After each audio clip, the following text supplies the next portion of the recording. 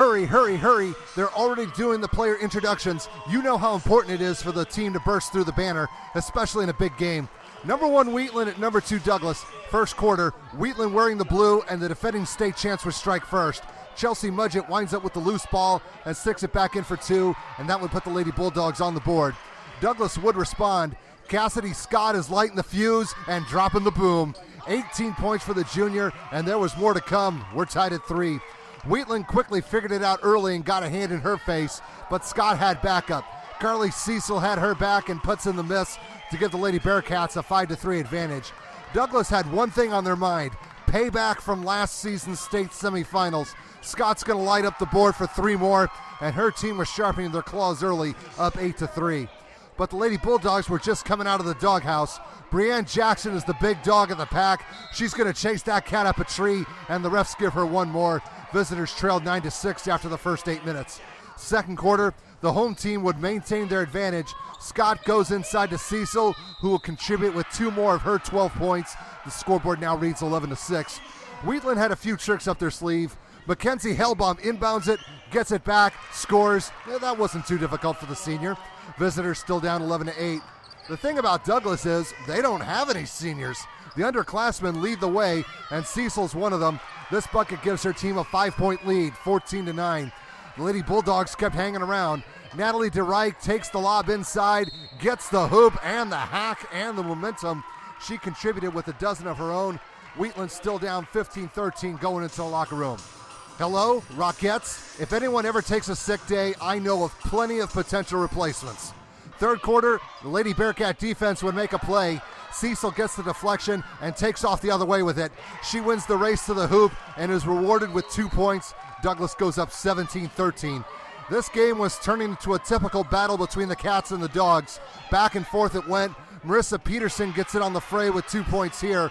That has her club within striking distance, down 20-17.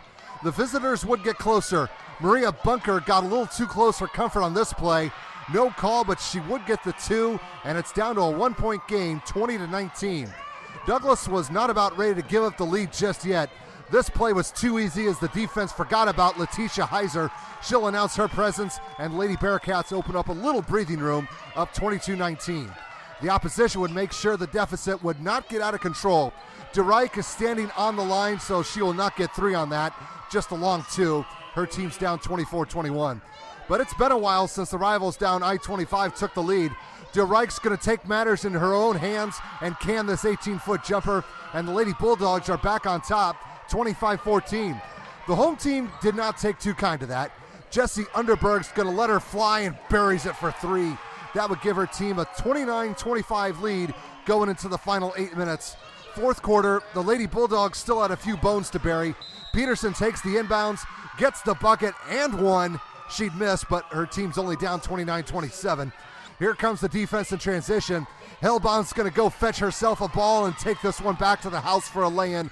16 points for the senior, and things are tied up at 31. More defense coming up. Scott's going to get her pockets picked by Amelia McGuire. She's left unguarded off the turnover, and there's a freebie for her. More importantly, Wheatland is now winning 33-31. Douglas would recover. Heather Townsend has a gift for her team, and it's 3 if by air. The drama is starting to build as the lead shifts the other way. 36-33, home team up at this point. This game was a long ways from being over. DeReich with the turnaround jumper, and she gets the friendly bounce. The Lady Bulldogs go back up 37-36, and there's still time on the clock.